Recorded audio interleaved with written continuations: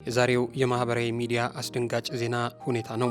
አንድ የሕክምና ዶክተር እንደ ኢትዮጵያ ላሉ ሀገራት ምን ያህል ብርቅና ድንቅ እንደሆነ የሚያውቅ ያውቀዋል። ታዲያ በብዙ ልፋትና በብዙ ትጋት ሀገር ለፍታ ጥራ ግራ ቤተሰብ አፈር ድሜ በልቶ አስተምሮ ለውጤት አብቅቶ ደግሞ የብዙዎችን ሕይወት ይታደጋል የተባለው ብዙ ተስፋ የተጣለበት እንዲህ ያለው ዶክተር ግን እንደው ድንገት ተነስቶም እንዲህ ባለ መልኩ የራሱን ሕይወት ራሱ ነጠቀ ሲባል መስማት ህመሙ እጅግ በጣም ብዙ ነው። በተለይ ደግሞ ለቤተሰብ ለእናት፣ ለአባት፣ ለወዳጅ፣ ለዘመድ እንዲህ ያለው ዶክተር ህልፈት ሲሰማ ከህልፈቱ በላይ የሚያሳዝነው ምን ገጥሞት ነው? ስለምንስ የገዛ ሕይወቱን እንዲህ ባለ እጁ ይነጥቃል? የብዙዎችን ሕይወት የታደገ እጁ እንደምን አድርጎ ራሱ ላይ በዚህ መልክ ጨከነ የሚለው ጥያቄ እንቆቅልሽ ሆኗል። እንዲህ ካለው የራስ ማጥፋት ተስፋ መቁረጥ ጋር ተያይዞ ብዙ ወጣቶች እንዲህ ያለውን መንገድ ለመከተል የሚመርጡት ለምንድን ነው? ብዙዎችን ያጠያየቀ ትልቅ ጉዳይ ሆኗል።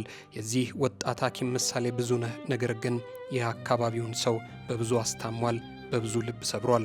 በተለይ ደግሞ ወላጆቹ በብዙ ተጨንቀዋል። ስለምን እንዲህ አደረገ? ምን ገጠመው? ይህ የልቡን እውነት የሚያውቀው እርሱና ፈጣሪ ብቻ ናቸው። ለመሆኑም ምንድነው የተፈጠረው ነገር? ሰላም ጤና ይስጥልን። የተወደዳችሁና የተከበራችሁ የጊዜ ሚዲያ ቤተሰቦች እንዴት አላችሁ? በያላችሁበት የዓለም ጫፍ በያላችሁበት የሀገር ጥግ ሁሉም ሰላም፣ ፍቅር፣ ጤና ትሆኑ ዘንድ ዘወትር ምኞታችን ነው። ኤልያስ ደግነት ነኝ። የምትከታተሉት ጊዜ ሚዲያ ነው። በዛሬው መሰናዷችን ከወጣቱ ሐኪም ምሳሌ ብዙነህ ህልፈት ጋር ተያይዞ የደረሰንን መረጃ ወደ እናንተ ልናደርስ ወደን ነው። እስከ መሰናዷችን ፍጻሜ ድረስ አብራችሁን ቆዩና ፕሮግራማችንን ተከታተሉልን። በቆይታቸውም ጊዜ ሚዲያን ሼር፣ ላይክ፣ ሰብስክራይብ፣ ኮሜንት በማድረግ ቤተሰብ ታደርጉን ዘንድ በትህትና ጠየቅን። ክበሩልን።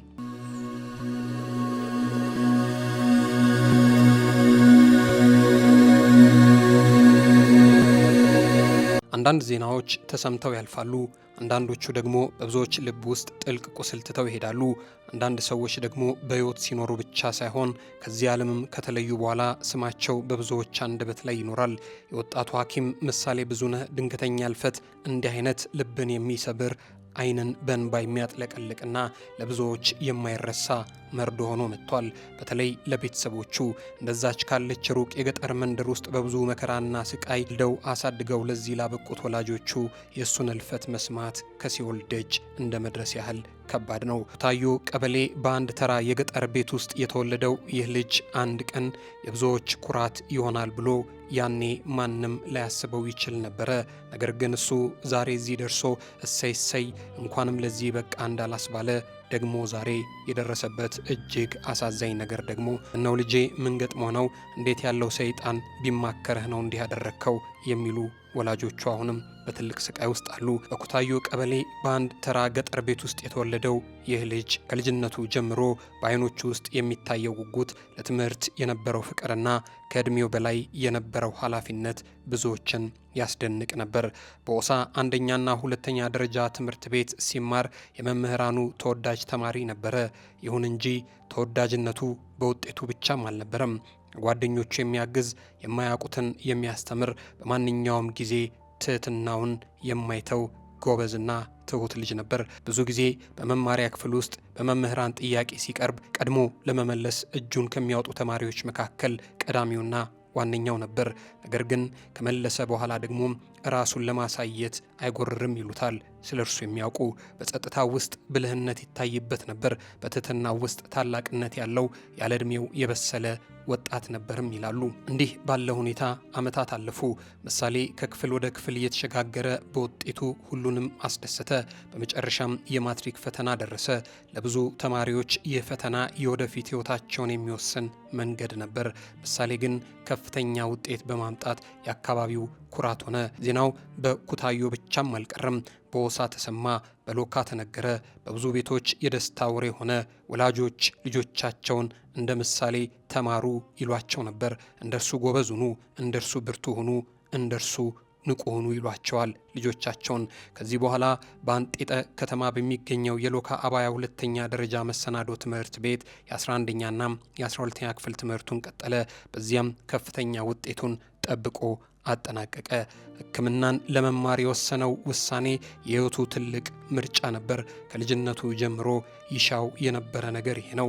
አንዳንዶቹ እንደሚናገሩት ከልጅነት ጀምሮ ሰዎች በህመም ሲሰቃዩ ያይ ስለነበር ያንን ስቃይ ለመፍታት ያንን ህመም ከነሱ ለማላቀቅ ሲያድግ የሕክምና ባለሙያ ለመሆን ትልቅ ህልም እንደነበረው ይናገራሉ። ሰዎችን ለማከም ህይወት ለማዳንና ማህበረሰቡን ለመጥቀም ያለው ፍላጎት ወደ አርሲ ዩኒቨርሲቲ አደረሰው፣ አንደረደረው። በዩኒቨርሲቲ ውስጥም የሕክምና ትምህርት ቀላል አልነበረም። ረጅም ሰዓታት የሚፈጅ ንባብ፣ ተከታታይ ፈተናዎች፣ የተግባር ስልጠናዎችና ብዙ መስዋዕትነትን ይጠይቅ የነበረውን ትምህርት ሁሉ በትጋት ጠንቅቆ ያጠና ይማር ነበር። ምሳሌ በትጋትነቱ ቀጠለ። ራቤን ደከመኝ እንቅልፍ የመጣ ለዝናና ልውጣ ልግባ ሳይል ቀጥለጥ ብሎ አንገቱን ደፍቶ ተማረ። የምረቃ ቀን ሲደርስ ደግሞ በማዕረግ ማለትም ዊዝ ዲስቲንክሽን ተመረቀ። በዚያ ቀን የወላጆቹ ደስታ ሊገለጽ የማይችል ነበር።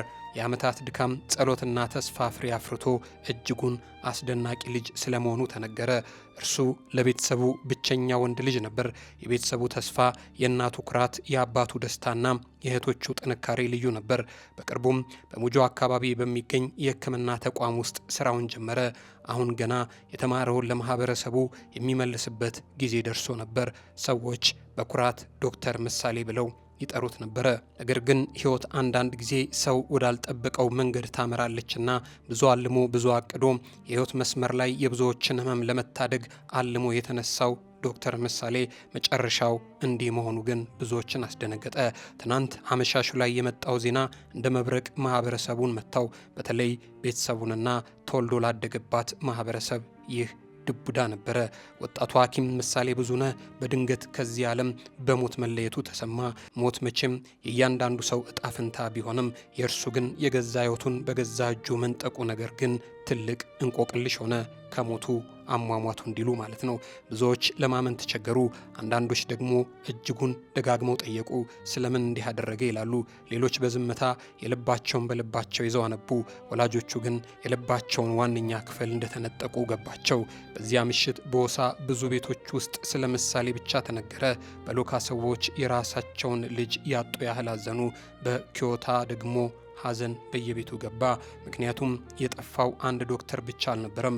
ብዙ ህልሞችን ተሸክሞ የሚሄድ ወጣት ነበር። ብዙ ሰዎች በእርሱ ላይ የጣሉት ተስፋ ብዙ ነበር። ዛሬ ኦሳ መብራቷን አጥታለች። ሎካ የነገ ተስፋዋን ተነጥቃለች። ኪዮታም የልጆቿን አርያ አጥታለች። ነገር ግን ምሳሌ ብዙነህ ያሳየው ትጋት፣ ያስተማረው ትምህርት፣ የኖረበት መልካም ሕይወትና በሰዎች ልብ ውስጥ የተወው አሻራ ለረጅም ጊዜም ይኖራል። አንድ ሰው እድሜው ረጅም ስለሆነ ብቻ አይታወስም። በኖረበት ጊዜ ምን እንደሰራና በሰዎች ልብ ውስጥ ምን እንደተወነው እንዲታወስ የሚያደርገው። ሐኪም ምሳሌ ብዙነህም አጭር የሆነ ጉዞውን በክብር በትጋት በትህትናና በብሩህ ተስፋ አጠናቆ አልፏል። ስሙን ግን በኦሳ በሎካና በኩታዮ ልብ ውስጥ ለዘላለም አኑሯል። እንዲች ባለች መንደር የተገኘ ብርቅ ልጅ ሕይወቱን እንዲህ ባለ መልኩ ሲያጠፋት ደግሞ ምንድነው የተፈጠረው? ምን ተሰምቶት ነው? ምን ገጥሞት ነው የሚለውን እንቆቅልሽ ለማወቅ ግን ሁሉም ሰው ጓጉተዋል። ከሞቱ በላይ ለሞቱ መንስኤ የሆነውን ነገር ብናውቅ የሚሉ ድምጾች ይሰማሉ። በተለይ ቤተሰብ ረንዶ ምን ሆነህ ነው? ምን ገጥሞህ ነው?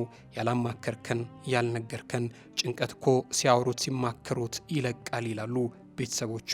ግን እርሱ አንዴ ሄዷል። እንዲህ ባለው የጤና ባለሙያ የከሰረችው ኢትዮጵያም ጭምር ነች። ታዲያም ቤተሰቦቹም የውድ ልጃችን ሐኪም ምሳሌ ብዙነህም የቀብር ስነ ስርዓት በነገው ዕለት በተወለደበት በኩታዮ ቀበሌ ልዩ ስሙ ባዲቻ በሚባለው ቦታ ከቀኑ 6 ሰዓት ጀምሮ ይፈጸማልና የእርሾ ወዳጅ የሆናቸው የትምህርት ቤት ጓደኞቹ ኑ ልጃችንን ሸኙልን ሲሉ ቤተሰቦቹ እጅግ ልብ በሚሰብር ተማጽኖ ተናግረዋል።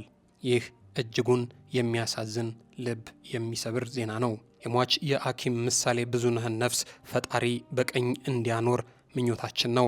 ደግሞ ለቤተሰቦቹ፣ ለወዳጅ ለዘመዶቹ፣ ተስፋ ለጣሉበት የተወለደበት ቀዬ ማህበረሰቦች በሙሉ ፈጣሪ መጽናናቱ እንዲሰጣቸው ተመኘን።